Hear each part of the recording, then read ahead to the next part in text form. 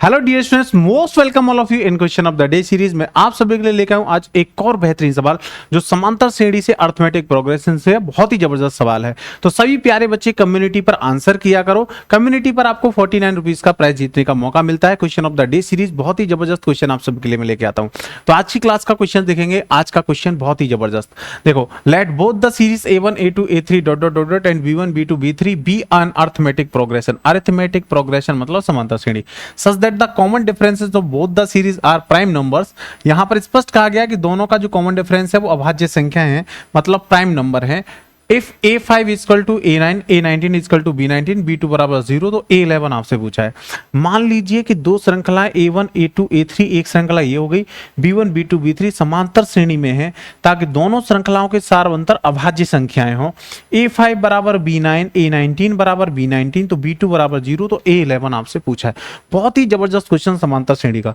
जो बच्चे ने अच्छे से समांतर श्रेणी पढ़ी होगी वही क्वेश्चन जो है इसको सॉल्व कर पाएगा। तो देखो प्यारे बच्चों, पहली श्रृंखला जो हमारी समांतर श्रेणी दी गई है वो दी गई है A1 A2 A3। तो पहली जो श्रृंखला है वो दी गई है A1 A2 A3 dot dot dot dot, ठीक है। और दूसरी श्रृंखला दी गई है आपको B1 B2 B3 dot dot dot. इस तरह से दो श्रृंखलाएं दी गई हैं। देखो ये रही दोनों श्रृंखलाएं। अब इन स्टेटमेंटों को देखो, आप इन स्टेटमेंट को देखिए। A5 बराबर दिया है B9, तो A5 क्या होगा? तो समांतर श्रेणी का nवां पद क्या होता है? समांतर श्रेणी का nवां पद होता है A plus n minus 1 into D.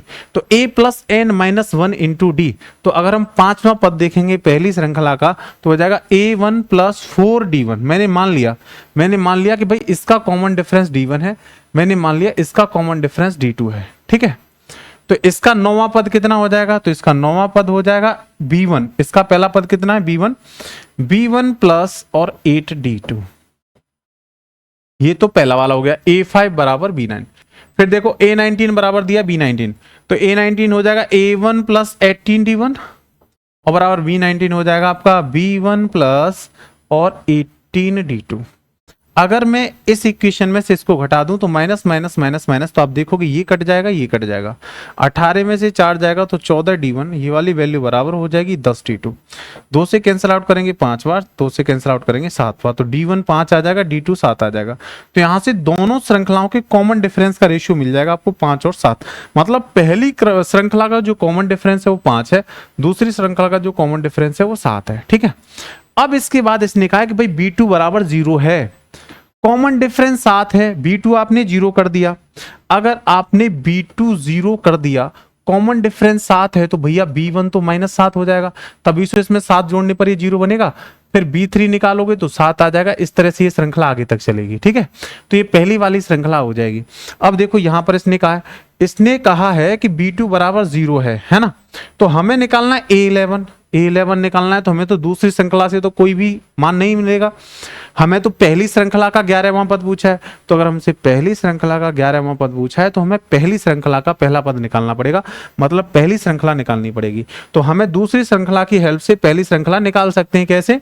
चाहे इस वाले इक्वेशन से निकाल लो, चाहे इससे किसी से भी निकाल लो। एक से A1 प्लस 4D1 बराबर है B1 प्लस 8D2, तो इसी को रख दीजिए। तो A1 प्लस 4D1 बराबर है B1 कितना है? -7 प्लस 8D2, तो 8 और D2 कितना है आपका? 7। 56 में से 7 जाएगा तो कितना हो जाएगा भाई? 49 हो जाएगा। और D1 आपको पता है 5 है, तो A1 प्लस 5 4 20 बराबर 49। 20 उधर जाके माइनस हो जाएगा तो A1 आ जाएगा 29। तो पहली श्रृंखला का पहला पद 29 आ गया। कॉमन डिफरेंस आपको पता है 11वां पद पूछा है, तो 11वां पद कितना हो जाएगा? A1 plus 10D1। तो A1 कितना है? 29 प्लस 10 और D1 कितना है? 5। 50 और 29 को जोड़ेंगे तो 79 is the correct answer of this question. 79 कौन से ऑप्शन पर? बेटा बी ऑप्शन पर। B option is the correct answer.